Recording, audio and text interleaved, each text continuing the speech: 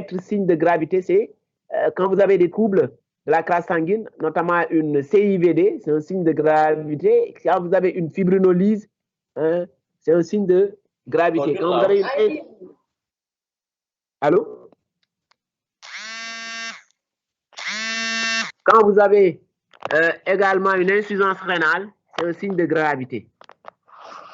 Des autres signes de gravité sont des signes de gravité paracliniques, notamment à l'endoscopie. Quand vous avez des stades 4 ou 3, des stades 3 ou 4 de Zargar ou de Di-Costanzo, vous avez aussi des signes de gravité. D'accord? Maintenant, sur le plan également scanographique, quand vous avez également une perforation ou une atteinte de la paroi, c'est un signe de gravité. D'accord? Maintenant, à long terme, on avait parlé donc des complications, j'ai déjà parlé des complications, des signes de gravité. Maintenant, la CAT en urgence. La conduite à tenir en urgence. Vous avez, parce que vous avez parlé d'étiologie. Je pense qu'avant de parler d'étiologie, d'abord, diagnostic, quand vous faites le diagnostic positif, vous êtes diagnostic différentiel, vous êtes en train de dérouler là. Voilà, c'est CAT d'urgence. Donc, dès que vous posez le diagnostic, oui, c'est bon, c'est bon. Ah oui, venez, au début.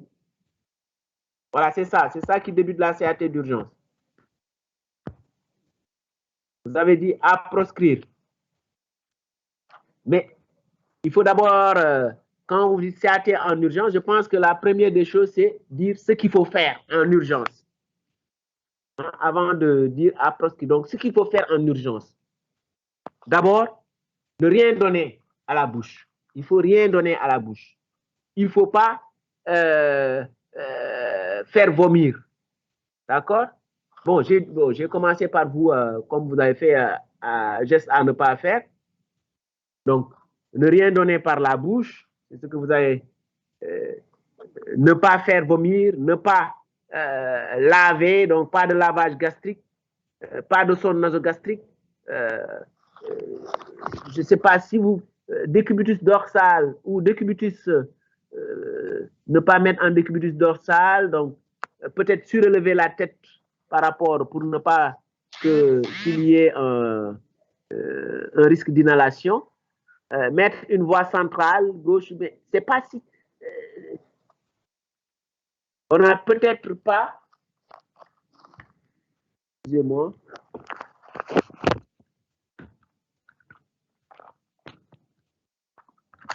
Excusez-moi. Hein.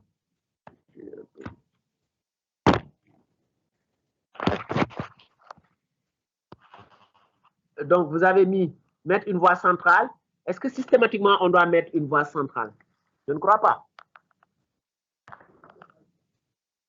La voie centrale, c'est en fonction du tableau. C'est peut-être en fonction du tableau s'il y a une...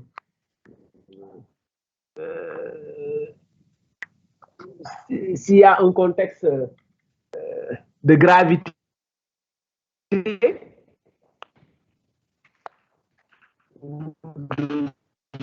de choc, peut-être passer une voie pour. C'est dans le cadre de la réanimation. Hein, dans le cadre de réanimation, qu'on peut être amené à placer avec les risques qu'on a avec la voie centrale. Donc, c'est pas une voie qui est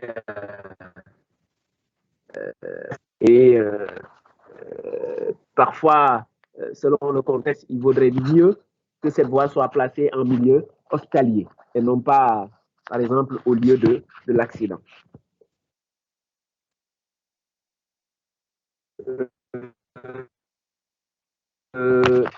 Toujours dans les gestes, tu peux dois défiler à faire, les gestes à faire. Pourquoi vous mettez directement mise au repos complet du tube digestif? c'est en fonction des lésions que vous avez. D'accord?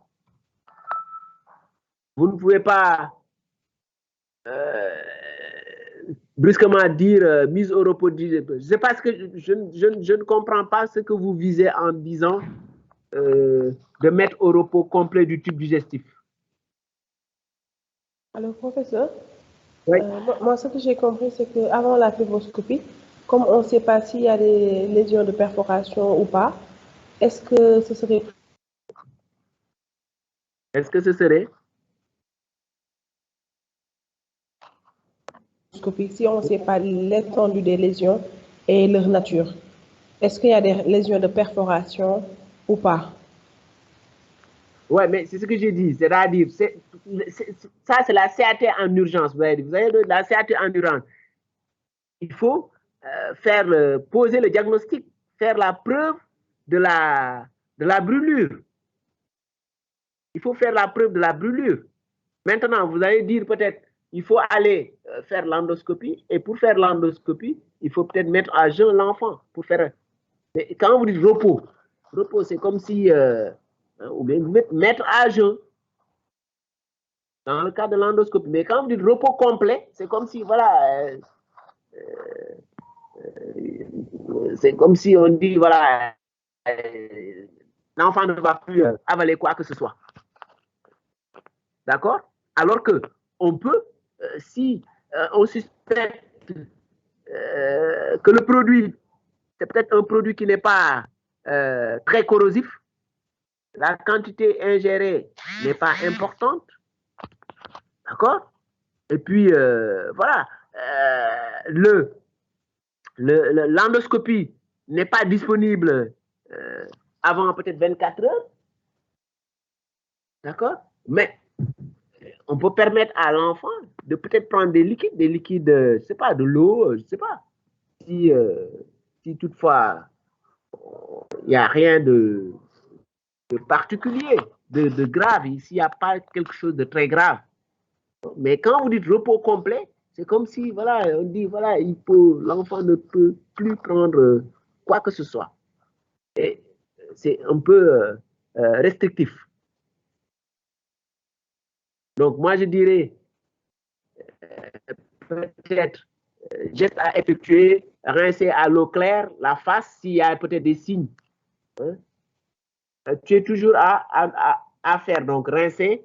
S'il y a des signes peut-être de, de présence du produit, si c'est de la poudre ou bien un produit volatile au niveau de la face, retirer les vêtements souillés, hein, nettoyer la bouche avec des compresses sèches. Il y a peut-être toujours un produit. Donc, peut-être. Et là, par exemple, moi, j'ai arrêté l'alimentation entérale. Donc, on peut arrêter. On arrête une alimentation, peut-être le temps de faire la fibroscopie et éventuellement mettre une voie veineuse.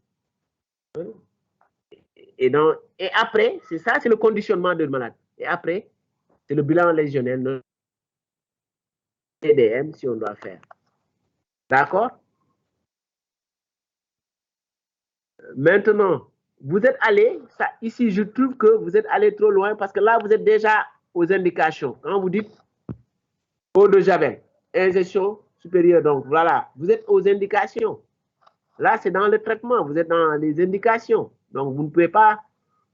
Donc, la CAT, c'est quand même quelque chose qui est lié à un caractère d'urgence, c'est-à-dire où vous devez réagir en urgence en fonction du temps.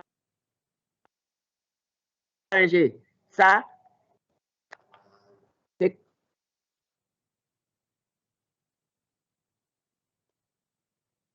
c'est dans quel cas?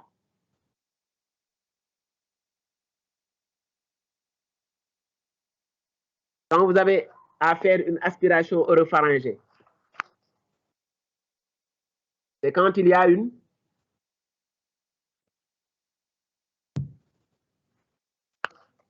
hein? Vous m'entendez? Vous me suivez là?